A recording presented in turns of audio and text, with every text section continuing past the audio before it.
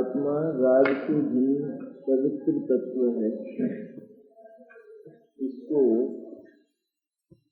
राग का स्वरूप बताकर सिद्ध करते हैं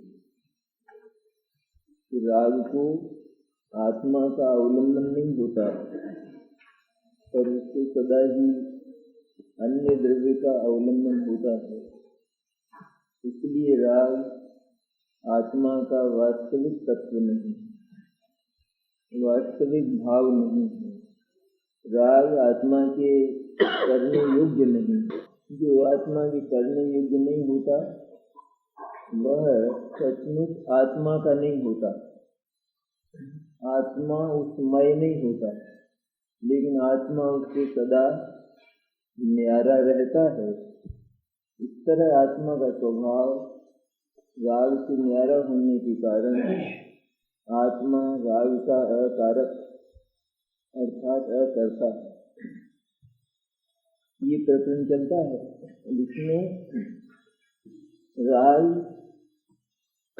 अन्य द्रव्य होने पर होता है, वह सिर्फ आत्मा के होने पर ही होता हो ऐसा नहीं।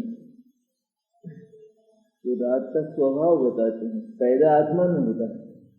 दो तरह की बात है ना, अनैकांतिक दृष्टि है जैन दर्शन की। राग पैदा आत्मा में होता है, उसका उपादान अर्थात उसका कारण आत्मा है, लेकिन वह अन्य पदार्थ के बिना नहीं होता। तो जो आत्मा के होने पर हो जाए वो तो आत्मा का है, लेकिन आत्मा के होने पर भी जो ना हो, पर अन्य के हुए बिना जो ना हो, वो आत्मा का वास्तविक नहीं है। इस तरह राग के लिए यहाँ बड़ा सुंदर उदाहरण दिया है, व्यावहारिक उदाहरण। 286-287 बैठा है, उसमें टीका कहते हैं कि जैसे अधः कर्म से उत्पन्न और उद्देश्य से उत्पन्न हुए निमित्तभूत उद्गल द्रव्य का प्रत्याख्यान न करता हुआ आत्मा नहीं है मुनि नैमित्तिकभूत बंध साधक भाव का प्रत्याख्यान नहीं करता, क्योंकि ये दो प्रकार के आहार का त्याग मुनिराज को होता है। मतलब उद्दिष्ट आहार का त्याग 11वीं चिकनाधारी जो तिलक ऐलक हैं उनको उनका है, तो मुनिराज को तो मुख्य रूप से होता ही है।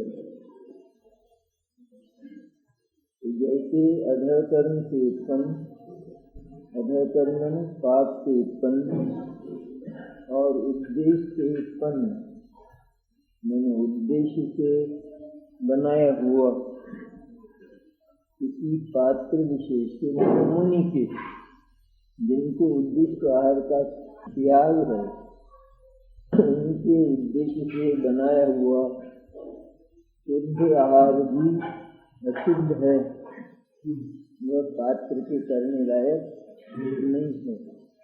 और अधः कर्म जिसको बनाने में विशेष पाप किया गया हो, एक तो साधारण रूप से जैसे अपने लिए भोजन बनाया जाता है, एक तो वो तरीका, और एक कोई विशेष पाप परिणाम, विशेष क्रिया, विशेष आरंभ अथवा विशेष परिचय का अवलंबन जिसको बनाने में लिया गया हो, तो वो अधः कर्म कहलाता है, पाप से उत्पन्न।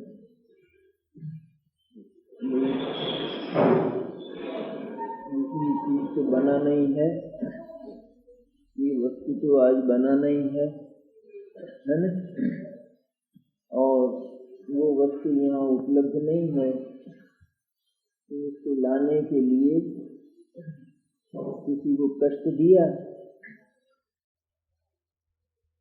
तो जो वस्तु आ गई तो वो जो आहार है वो आधा कर्मी आहार हो गया। को बहुमान आता है मुनिराज की प्रति सहज अच्छी बुद्ध प्रकार की वो तो उद्दिष्ट ही हो गया। मुनिराज के प्रति बहुमान आता है तो वो तो उद्दिष्ट ही हो गया।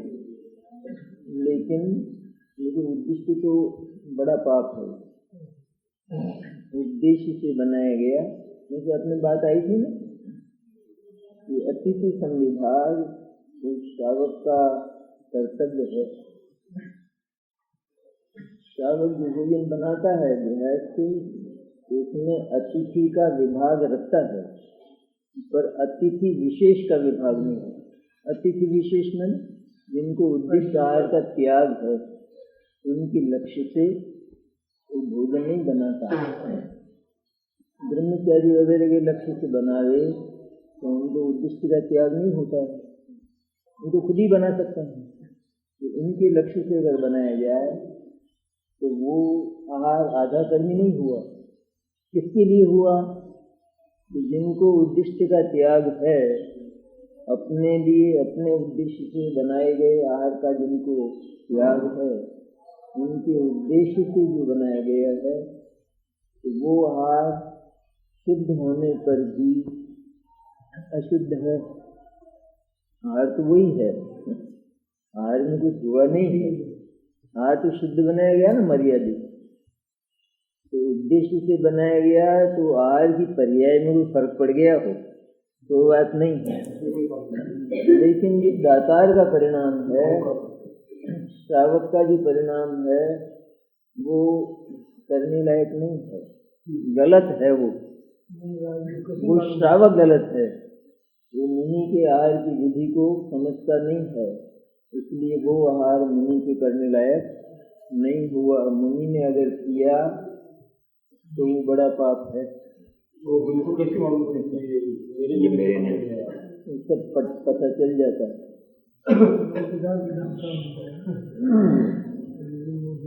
नहीं पता चले, बात को पता चले प्रायश्चित करेंगे, वरना चलता है। क्योंकि श्रावक लोग मुनिराज के संपर्क में आते हैं, उनकी बातों से सब पता चलता है कौन कितना विचक्षण है, उससे पता चलता है।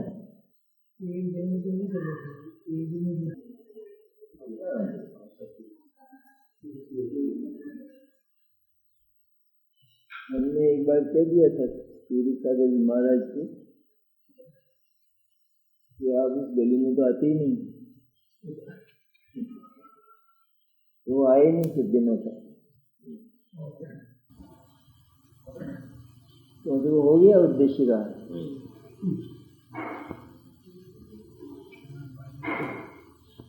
तो जैसे अधा कर्म पाप की कमाई का हो, वो तो अधा कर्म से उत्पन्न है ही।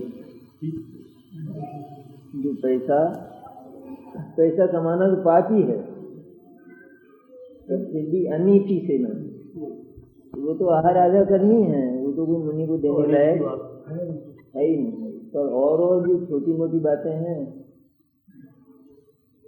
जैसे आई थी ना कि घर में बालक है, वृद्ध है, पीड़ा हो, बालक रोए कि नहीं मैं तो तेरे को दूंगी नहीं जब तक महाराज का आहार नहीं होगा,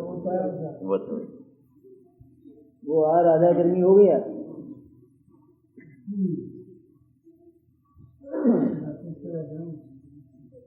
तो कैसे भी सूर्य सागर महाराज के बीमार हो, वृद्ध हो, बालक हो, उसको पहले खाना खिलाओ हमसे,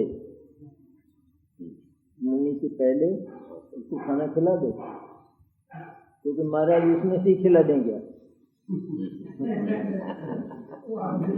जो बनाया उसमें से ही खिला देंगे, क्योंकि और किसमें से खिलाओगे, उसमें से ही खिला दो, उसमें क्या। बल्कि और तो और सवेरे जैसे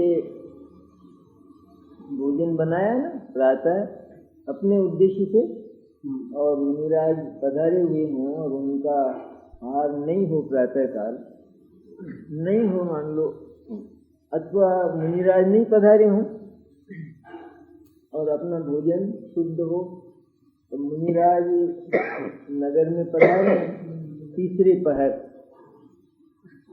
उस समय आहार को आए तो वो बचा हुआ आहार दे सकते हो तुम मुनिराज, जिसमें से अपन ने भोजन कर लिया है शुद्धता से, आज की तरह नहीं दोनों हाथों से खा रहे हैं, वो नहीं, वो देने लायक नहीं है। लेकिन उस शुद्धता से जहाँ अपन ने भोजन करके और रख दिया है और वो भोजन मर्यादित है, तो मुनिराज आज तो अगर उतरे तो वो दिया जा सकता है मुनिराज, इसमें कोई दिक्कत नहीं।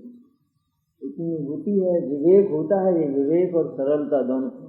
सरलता मैंने ऐसा नहीं कि उसमें मर्यादाओं का उल्लंघन किया गया, वो नहीं है बात।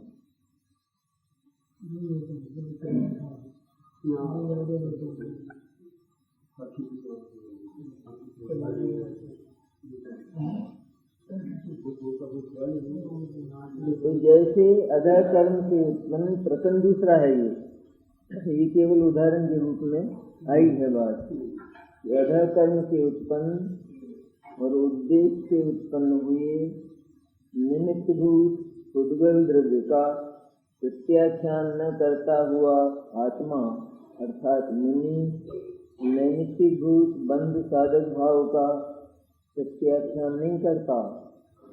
जो मुनि आधा कर्म से उत्पन्न और उद्देश्य से उत्पन्न आहार को ग्रहण करता है, तो वह उस आधा कर्म और उद्देश्य से उत्पन्न आहार के पाप का त्याग नहीं करता। कभी भाव हुआ ना, उस भाव का त्याग नहीं करता है, वो उस द्रव्य का ग्रहण करता है, तो उस भाव का भी ग्रहण है, अर्थात भाव का त्याग वहाँ पर।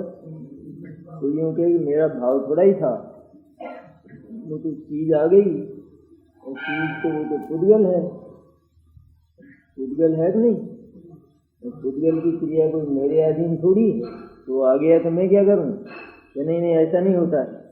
यद्यपि पुद्गल की क्रिया तुम्हारे अधीन नहीं है, लेकिन उस वस्तु का ग्रहण हो रहा है, तो वहाँ पर भाव उत्पन्न हो रहा है।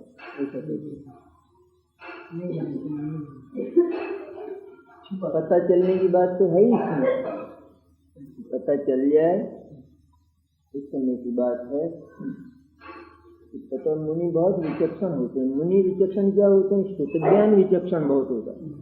संकेतों से जरा सा थोड़ी सी ही संकेत से पता चल जाता है, सावक की चेष्टा से पता चल जाता है, इतना होता है श्रुतज्ञान। तो इतना विशुद्ध परिणाम वाले होते हैं ना राज, तो उनको स्वाभाविक ही इस प्रकार का संयोग नहीं होता। कदाचित हो जाए तो प्रायश्चित करेंगे, और किसी ने अगर ऐसा किया हो तो उसका पता भी श्रुतज्ञान की बारीकी से लग जाता है, इतना होता है। तो उस उद्गल द्रव्य का प्रत्याख्यान न करता हुआ आत्मा नैमित्तिकभूत बंध साधक भाव का प्रत्याख्यान नहीं करता। कि आधा कर्मी और उद्देश्य का आहार कोई कर रहा है, तो वह आधा कर्मी और उद्देश्य के आहार करने के भाव का त्याग नहीं है वहाँ। तो कहे कि ये वस्तु है तो मेरा भाव थोड़ा ही है, ये चीज है, पुद्गल है, आहार तो का संयोग हो रहा है, लेकिन मेरा भाव उसे भोजन को करने का नहीं है, खाने का नहीं है मेरा भाव। हम ऐसा नहीं मानते हैं। यदि उसका ग्रहण हो रहा है तो वो भाव निश्चित रूप में तुमको प्रवर्तित हो रहा है, क्योंकि वह भाव उस द्रव्य के ग्रहण के बिना नहीं होता। ये है उसमें बात। तो इसी प्रकार ये तो हुआ उदाहरण। इसी प्रकार समस्त परद्रव्य का प्रत्याख्यान न करता हुआ आत्मा उसके निमित्त से होने वाले भाव को नहीं त्यागता। इसी प्रकार जैसे आधाकर्मी और उद्देशित आय को जो ग्रहण कर रहा है वह मुनि इस प्रकार के पाप भाव का प्रत्याख्यान नहीं कर रहा, पर उस तरह के पाप भाव में प्रवर्तमान है।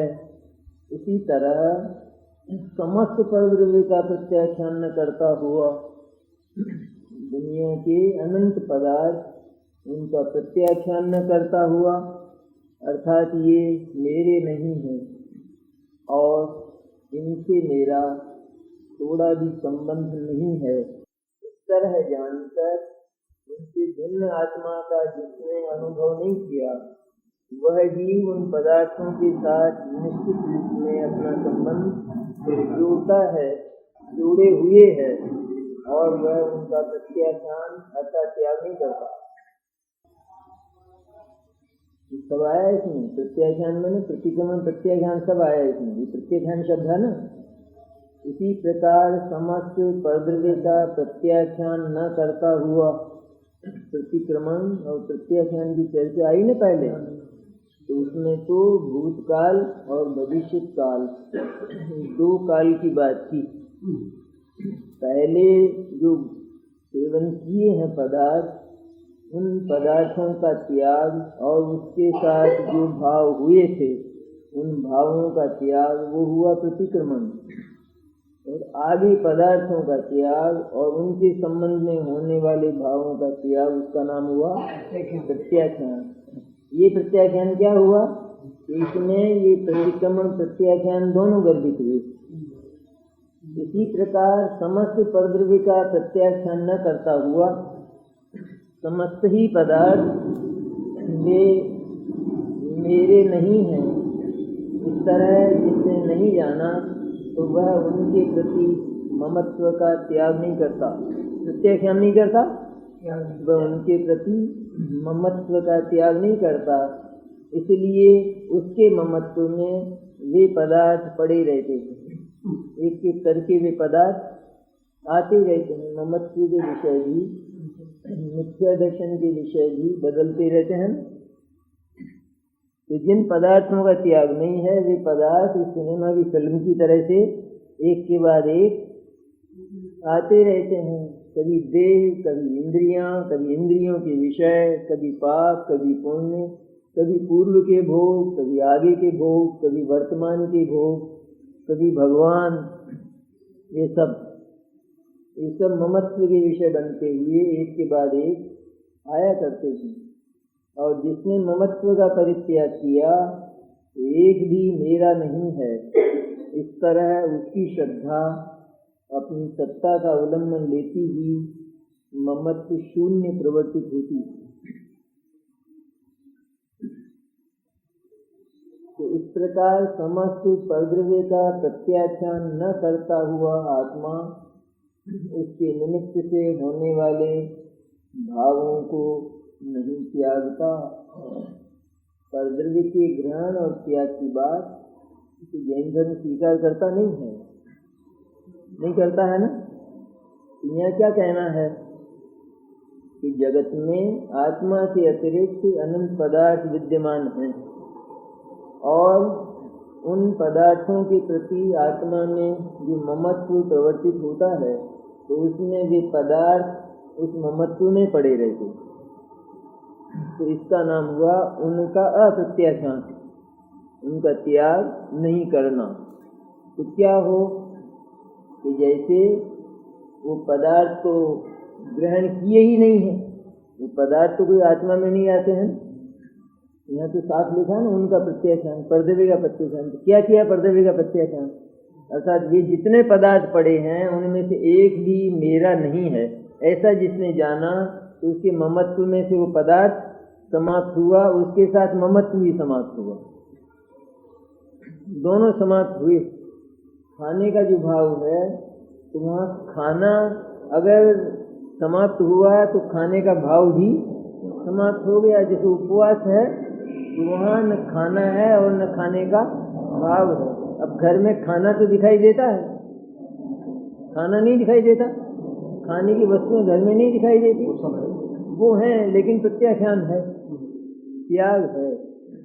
क्योंकि वो जो भाव है वही द्रव्य और भाव दोनों का बना हुआ है, और उस ममत्व में जो भाव है, भाव में जो द्रव्य वर्तता है, तो वो द्रव्य जगत में भी पड़ा हुआ है। इसलिए उसके प्रति, उस द्रव्य के प्रत्याख्यान की जो बात कही, तो भाव में से द्रव्य निकालने की बात कही सचमुच। और जब भाव में से द्रव्य निकल जाता है तो उन पदार्थों का संयोग भी नहीं देखा जाता। त्याग किया ना, भाव में से भोजन का त्याग किया, तो घर में भोजन पड़ा हुआ होने पर भी उसका संबंध और संयोग, उसका खाना या उस तरह की खाने की प्रवृत्ति वो देखी नहीं जाती है। उसको कहते हैं त्याग। इसी प्रकार समस्त परद्रव्य का प्रत्याख्यान न करता हुआ आत्मा उसके निमित्त से होने वाले भाव को नहीं त्यागता। पदार्थ तो वर्तमान में इन्हें गिने होते हैं अपने पास, तो त्याग कितना किया जाता है? अनंत पदार्थ। तो अनंत पदार्थ कोई ग्रहण तो नहीं किए ना, लेकिन अनंत पदार्थ ममत्व में गृहीत होते हैं। ममत्व इतना गहरा है वो कि उसमें अनंत पदार्थ पड़े हैं, लेकिन एक एक आता है परिणमन में। परिणमन में भी सारे के सारे एक साथ नहीं आते। ममत्व है ना, ममत्व की पर्याय श्रद्धा की, मिथ्या दर्शन की पर्याय, उसमें भी एक एक आता है, लेकिन इतनी गहरी और गंभीर है वो समुद्र की तरह से कि उसमें अनंत पदार्थ पड़े हैं उस ममत्व में। सागर का जो पानी है उसमें अनंत लहरें पड़ी हैं, पर आती कितनी है? एक एक करके आती हैं। इस तरह ममत्व की गंभीर पर्याय में अनंत पदार्थ पड़े हैं, तो उन पदार्थों को वो एक एक करके ग्रहण करे और फिर त्याग करे, इसका नाम प्रत्याख्यान नहीं। लेकिन सचमुच तो मेरे से जो न्यारे हैं उनमें एक भी मेरा नहीं है। इस तरह उन लोक के पदार्थों पर लक्ष्य करता हुआ उनके निमित्त से होने वाले भावों का परित्याग, जहाँ उन द्रव्यों से ममत्व तोड़ा तो वहीं भाव समाप्त हो जाता है। असल में उस भाव में ही है दोनों। लेकिन द्रव्य का त्याग क्यों कहा? कि जो द्रव्य भाव में वर्तता है वो जगत में है, दुनिया में है वो पदार्थ, उसके बिना भाव नहीं होता। इसलिए उस द्रव्य के त्याग की बात कही जाती है। त्याग का तरीका क्या है? कि उसको ग्रहण करे और फिर छोड़े, क्या ये तरीका है? कि ऐसा ग्रहण तो शरीर से हो सकता है, आत्मा से तो वस्तु का ग्रहण होता नहीं। ऐसा ग्रहण हो जैसे पकड़ा और फिर छोड़ा, ये तो शरीर से हुआ ग्रहण। तो आत्मा ने ग्रहण किस तरह कर रखा है? आत्मा ने तो अपने ममत्व में ग्रहण कर रखा है, और वे ममत्व के विषयभूत पदार्थ विश्व में विद्यमान हैं। इसलिए ममत्व में उनका परित्याग, ममत्व से उनका बहिष्कार हो जाने पर उनका प्रत्याख्यान, ममत्व वाला प्रत्याख्यान है, वो प्रत्याख्यान नहीं है जो चारित्र वाला। जो प्रतिक्रमण प्रत्याख्यान चारित्र के भेद हैं वो नहीं अभी, क्योंकि यहाँ पदार्थ पड़े रहेंगे भी। सम्यक दृष्टि श्रावक जो रहेगा तो घर में रहेगा, पदार्थ पड़े रहेंगे नहीं, और उन पदार्थों के प्रति उसका रागात्मक और द्वेषात्मक व्यवहार भी होता रहेगा, लेकिन उसे उन सभी का प्रत्याख्यान है, सबका है ना प्रत्याख्यान। ऐसी जैसी बात है। इसी प्रकार समस्त परद्रव्य का प्रत्याख्यान न करता हुआ आत्मा, समस्त शब्द है, समस्त परद्रव्य का प्रत्याख्यान न करता हुआ ममत्व के गंभीर और गहरे भाव में अनंत ही पदार्थों का परिग्रह पड़ा है, एक भी पदार्थ का प्रत्याख्यान नहीं है। नियत जिसकी खराब होनी चोरी की जिसकी नियत हो तो उसने कौन सा घर छोड़ा? दुनिया का रहता तो भले ही किसी छोटे से गांव में हो, लेकिन उसने लंदन भी नहीं छोड़ा। तो लंदन जाएगा नहीं, कभी जा भी नहीं सकेगा, वहाँ चोरी भी नहीं कर सकेगा, लेकिन उसने दुनिया के करोड़ों घर में से एक भी घर छोड़ा नहीं है। ऐसा उसका गंभीर भाव है। तो जब वो उस भाव को छोड़े तो पहले दुनिया के घरों की चोरियां करे, फिर कहे कि ये छोड़ा मैंने आज। ऐसा उसका नाम छोड़ना है? ऐसा नहीं है। बस भाव में से वो उन समस्त घरों को निकाल दे तो प्रत्याख्यान हो गया। और वे घर जगत में पड़े हैं कि नहीं? वे घर जगत में पड़े हैं तो वे उसके भाव में भी आते हैं। इसलिए भाव में से उनका परित्याग वो द्रव्य का परित्याग कहलाता है।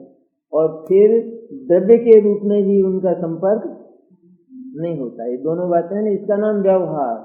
भाव में से उसका बहिष्कार कर देने पर फिर द्रव्य के रूप में भी उसका संबंध नहीं होता। उपवास करे और जैसा ये तो खाना है, उद्गल मैं क्या करूँ, आता है मुंह में, मेरा भाव तो नहीं है। तो वैसे बात तो सत्य है कि नहीं? मेरा भाव नहीं है, ये बात झूठ है।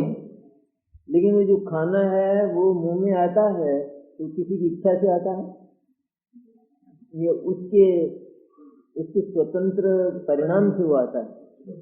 सब कोई, जिसको इच्छा होती है उसको भी, और जिसकी इच्छा नहीं हो उसको भी वो आता, तो उसके स्वतंत्र परिणाम से है ना, पुद्गल की स्वतंत्र क्रिया होती है। ये तो बात हुई सैद्धांतिक। अब दूसरी बात व्यावहारिक।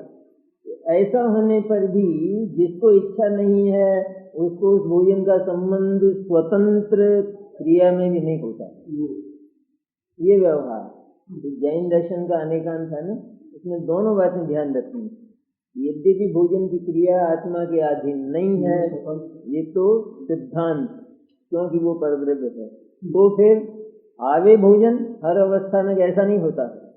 जहाँ उसका त्याग कर दिया जाता है तो फिर उसका स्वतंत्र परिणमन होने पर भी उस आत्मा से, बल्कि उसके शरीर से भी उसका संबंध नहीं देखा जाता। इसका नाम व्यवहार। इस व्यवहार की स्थापना भी जैन धर्म दृढ़ता से करता है। इस व्यवहार को ढीला कर दे तो निश्चयाभास होता है, और इस स्वतंत्र परिणाम की बात को ढीला कर दे तो व्यवहाराभास होता है।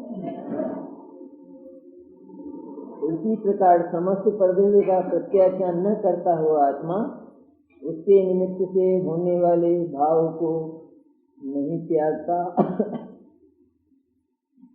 चोर को कहा जाए कि कोई घर छोड़ा नहीं तुमने, तो क्या कहेगा?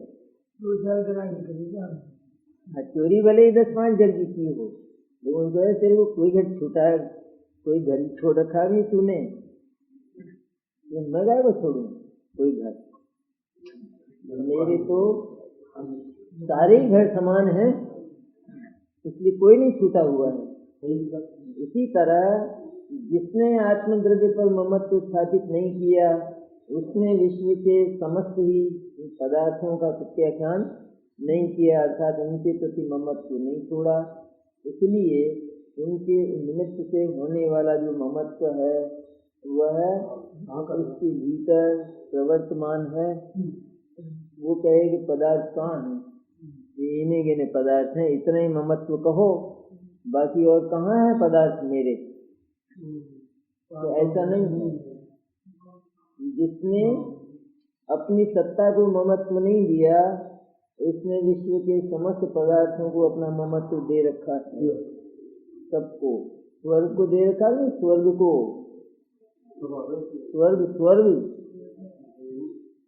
स्वर्ग को भी ममत्व दे रखा है ना। रह तो यहाँ रहा है झोपड़ी में जरा सी, स्वर्ग भी उसके ममत्व में, नरक भी उसके ममत्व में, सिद्ध शिला भी उसके ममत्व में, अलोकाकाश भी उसके ममत्व में। जहाँ वो जाएगा नहीं कभी, अलोकाकाश में तो जाने का प्रश्न ही नहीं है ना, नहीं जाएगा। लेकिन अलोकाकाश के प्रति भी उस अज्ञानी को ममत्व पड़ा है, उसका बस हो तो वो जावे, वहाँ भी जावे और मकान बनावे। वो बताया। लेकिन वो होगा नहीं।